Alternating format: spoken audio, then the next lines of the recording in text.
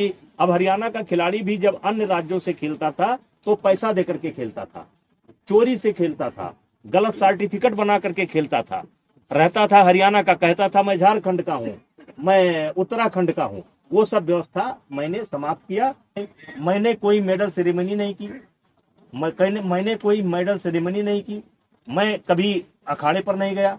मैं जो है बैठ करके अपनी कुश्ती को देखता रहा। कुश्ती देखने का अधिकार मुझको भी है। हरियाणा की कई बच्चियां मेरे पास आई कि सर मुझे फोटो लेना है। हमने कहा बेटा आज फोटो खिंचाओगे और कल इसी फोटो पर मुकदमा लिखाओगे। उन्होंने कहा नहीं सर मुझे तो लेना ही लेना है। फिर उनकी मां निकल करके आ गई, सर मुझे लेना ही लेना है। फोटो ले गए और उसके बावजूद भी मैं मेडल सेरेमनी नहीं किया। लेकिन ये कहते हैं कि मुझे खेल को बचाना है, तो खेल को बचाना है तो नेशनल को बंद कर देना है, ओपन नेशनल को बंद कर देना है। ये खेल को बचा नहीं रहे हैं और ये आने वाले समय में पता चलेगा कि इस 4 महीने के अंदर इन्होंने खेल का कितना बड़ा नुकसान कर दिया है। ये कहते हैं कि मुझे कुश्ती को बचाना है, इसलिए हम इस धरने पर बैठे हैं। हमारे देश को एशिया चैंपियनशिप जूनियर अलॉट थी, आपने पत्र लिख लिख करके उसको कैंसिल करवा दिया। ये इन्होंने कुश्ती को बचाया। दूसरा, ओपन नेशनल टूर्नामेंट हो रहा था, उसको इन्होंने रद्द करवाया। एक काम ये उन्होंने कुश्ती को करके बचाया। महिलाओं का कैंप चल रहा था, बच्चियां आ चुकी थी, उनको कैंप छोड़ करके भागना पड़ा और वो आज तक कैंप नहीं लग पाया। ये इन्होंने कुश्ती को बचाया। अब हरियाणा का खिलाड़ी भी जब अन्य राज्यों से खेलता था तो पैसा देकर के खेलता था, चोरी से खेलता था, गलत सर्टिफिकेट बना करके खेलता था, रहता था हरियाणा का, कहता था मैं झारखंड का हूँ, मैं उत्तराखंड का हूँ। वो सब व्यवस्था मैंने समाप्त किया और खेल का नुकसान ना हो इसलिए मैंने एक ओपन नेशनल जिसमें कोई भी लड़ सकता है उसकी व्यवस्था दी, जिससे हमारा खेल कायम है। उस समय हमारे यहाँ नियम था कि जो खिलाड़ी अपना कोटा लेकर के आएगा वही खेलने के लिए जाएगा। आपको याद होगा कि नरसिंह यादव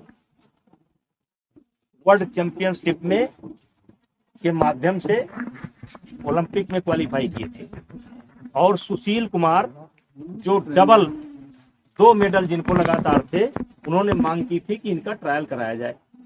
लेकिन उस समय हमारा जो नियम था कि जो क्वालिफाई करके आया है वही जाएगा, तो इसलिए नाते एक बहुत बड़ा विवाद हुआ और अंतोगत्वा सुशील कुमार और नरसिंह यादव का ट्रायल नहीं हो पाया।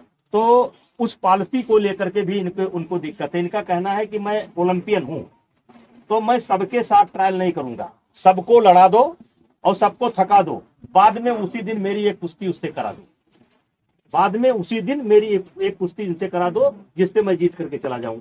मैंने कहा नहीं, अब आपको कैंप में रहना है तो नेशनल लड़ना पड़ेगा, अगर नेशनल नहीं लड़ पाए तो ओपन नेशनल लड़ना पड़ेगा, ओपन नेशनल नहीं लड़ पाए तो आप मेडिकल दिखाइए कि आप क्यों नहीं लड़ पाएंगे, नहीं तो आपको कैंप में नहीं रखा जाएगा। और जब भी ट्रायल होगा तो आपको बाकी बच्चे जैसे कुश्ती करते हैं वैसे आपको जीत करके जाना पड़ेगा, आपको कोई अलग से वरीयता नहीं दी जाएगी। इस बात से लोग नाराज हैं। बबीता फोगाट ने कहा है कि जो बयान लिया गया उसमें जबरदस्ती मेरे सिग्नेचर कराए गए हैं। एक पदाधिकारी ने मुझसे रिपोर्ट छीन ली है, मीडिया में बयान दिया हुआ। खेल मंत्री का बयान आ चुका है, इस पर मुझे कुछ कहना नहीं है। और बबीता फोगाट कौन है आप जानते हैं। उस समय हमारे यहाँ नियम था कि जो खिलाड़ी अपना कोटा लेकर के आएगा वही खेलने के लिए जाएगा। आपको याद होगा कि नरसिंह यादव वर्ल्ड चैंपियनशिप में के माध्यम से ओलंपिक में क्वालिफाई किए थे और सुशील कुमार जो डबल 2 मेडल जिनको लगातार थे, उन्होंने मांग की थी कि इनका ट्रायल कराया जाए। लेकिन उस समय हमारा जो नियम था कि जो क्वालिफाई करके आया है वही जाएगा, तो इसलिए नाते एक बहुत बड़ा विवाद हुआ और अंतोगत्वा सुशील कुमार और नरसिंह यादव का ट्रायल नहीं हो पाया। सर आप दबाव में महसूस कर रहे हैं जिस तरीके का आरोप लगा? नहीं, मैं बिल्कुल दबाव में नहीं। क्या आपको लग रहा है मेरे चेहरे पर कोई शिकन दिखाई पड़ रही है? क्या मेरे चेहरे पर कोई शिकन दिखाई पड़ रही है? मुझे उच्च न्यायालय पर और जांच एजेंसी पर पूरा भरोसा है और मुझे लोगों को नहीं पता है लेकिन मुझे पता है, अपने बारे में मुझे पता है, अपने बारे में मुझे पता है और पूरे देश को पता चलेगा, ये गारंटी देता हूं। मुझे अपने बारे में पता है, और पूरे देश को जब जांच की रिपोर्ट आएगी पता चलेगा कि सच्चाई क्या है। ये राजनीतिक लड़ाई है, इसमें षड्यंत्र है, कई उद्योगपति शामिल हो गए, एक नहीं कई उद्योगपति शामिल हैं।